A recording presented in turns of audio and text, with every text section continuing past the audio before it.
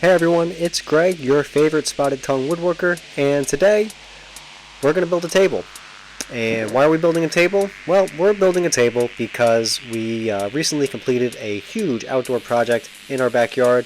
Behind this is a massive pavilion that I just finished up, and well, my wife wanted a table to go with it. And I said, well, hold my beer, I have some leftover wood, let's get this party started. Even though I do work in a shop filled with wonderful woodworking equipment and have access to a variety of hardwoods and whatever I can dream of and imagine of, we are just using pressure-treated southern yellow pine. And it's actually really important to note, it's a softwood, it's pine. A lot of people don't actually know the difference between the different variety of pines. Pressure-treated wood in our corner of the U.S., South Central PA, we get southern yellow pine, SYP, as it is stamped on the boards. So SYP, southern yellow pine, is a fairly hard and fairly durable softwood, as opposed to your standard framing lumber, which is SPF, spruce pine fir, which could be any number of any number of softwoods. They don't really just categorize it spruce, pine, fir, which are all different trees. And that lumber is actually significantly softer and lighter and less durable than southern yellow pine. But I digress. So southern yellow pine, and this tabletop, we're going to make a farmhouse trestle table. And realistically, I guess you can call it more of a picnic table because I'm not gluing up any large slab tabletops. In fact, we just cut a couple boards to length and line them all up, make sure all the joints fit fairly tight. And on the bottom, I'm just going to tie them together with a couple leftover deck boards. This, for a large slab tabletop, screwing them in this way would cause significant cracking and warping over the life of the table.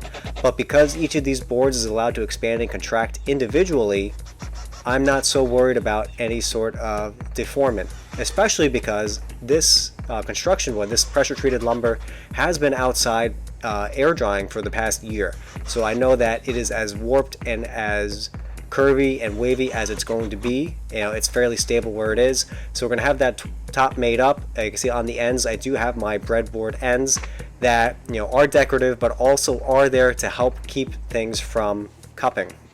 And with that, the top is made up. It's a lot quicker this way. Just check things for fairly flat, fairly level. We're going for the rustic look. So this is not fine woodworking by any stretch of the imagination. So as long as we're kind of flat, kind of level, kind of straight, things are going to be good. Tabletop is done, so now we're going to go onto the base. And here on the base, we're actually going to do some real woodworking. This is going to be a trestle table. So a trestle style means that the table is going to have two legs on either end, and in the middle, you're going to have a board running between those legs. We're going to do this true trestle table style, is that we're going to cut these legs to length, and then we're going to end up cutting out through mortises all the way through these 6x6 pieces. This is not fine woodworking, I call it more fun woodworking because I'm just doing this in my backyard with tools that I had sitting around in my garage and not over at my shop. And nap time is over, so we're going to be joined by my oldest son Emerson. He's going to help me drill out and chop out these mortises in these 6x6 posts. For those of you who are on the safety police committee, yes, he is using a power drill. He's using tools. He's going to be using a chisel. He's going to be using a hammer. And it's all under my watchful eye. The Milwaukee, that power drill, a lot of people are worried you'll twist your arm off or sprain your wrist or whatever. What's really nice is these new drills have an auto shut-off technology where if they start to twist too fast, they stop. So no worry about that. Cutting those chisels with the hammer, yes, that chisel was sharp. Yes, I was scared he was going to hit my fingers. But the sense of accomplishment he got from doing that, from working with me and trying this out, it's worth it. So we have those mortises, drilled out, and then use the chisel to chop all the way through, and we're going to start doing the trestle piece, the mid piece that we're going to make right now. So measuring for the trestle piece is that I need to get the space, in between on the inside of each leg, then I need the space from the outside of each leg, and then I need to calculate the amount, the length of the pieces that I want to extend past the outside of the legs. So I can't remember the exact measurements, but just say it was 39 and 1/8 for that inside measurement between the two legs, and then add 11 inches total to get the outside measurement, and then I want another 2 inches out from there.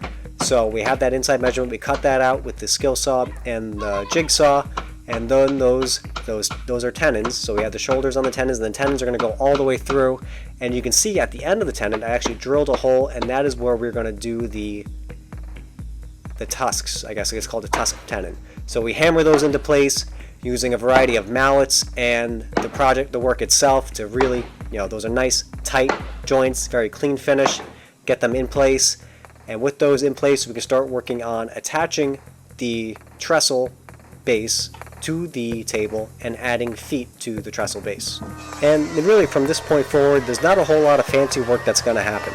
Ideally, I was not planning on using a table saw at all. I was just planning on using leftover lumber, but I ran out of 2x6 pieces, and I had to cut down a couple 2x8s. So here we're going to countersink and then drill the top of the base to the legs, and then after we do that we're going to flip it over and attach that to the tabletop itself.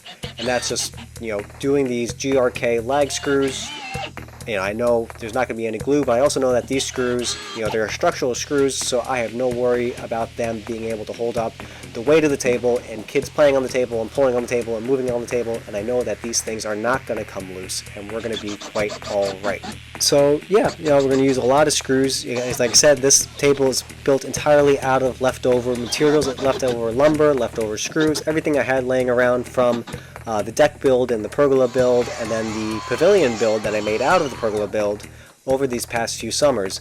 My wife asked me, what are you going to do with this leftover wood? Why is there so much leftover wood?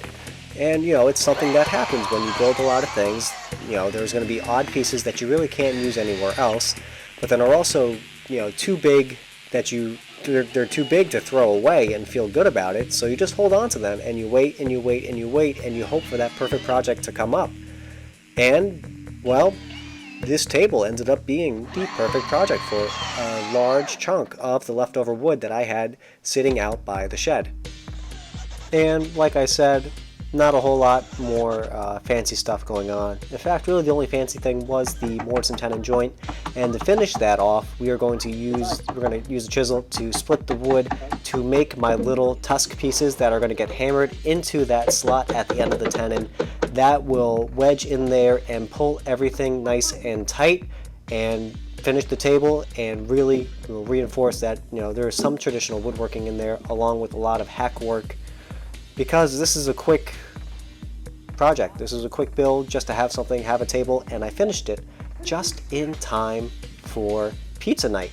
So check the table out, see how I did. Definitely very rustic, a lot of finish work that did not happen, but for what it is, an outside table that's going to get rained on and destroyed, it's perfect. And now I will give you a word from our sponsor. What do you think, guys? You like it? All right. Thumbs up.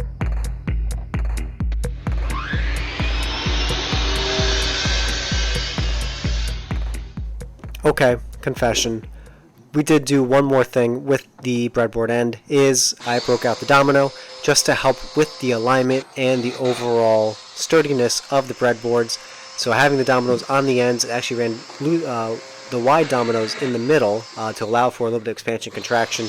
And what that does, the dominoes along with the screws on the bottom, again, it's going to hold the breadboards, which run perpendicular to the the grain and the width of the table. So that's just going to help hold everything flat and keep everything from cupping and alignment, and help avoid splinters and all sorts of wonderful, terrible things that come from using outdoor pine.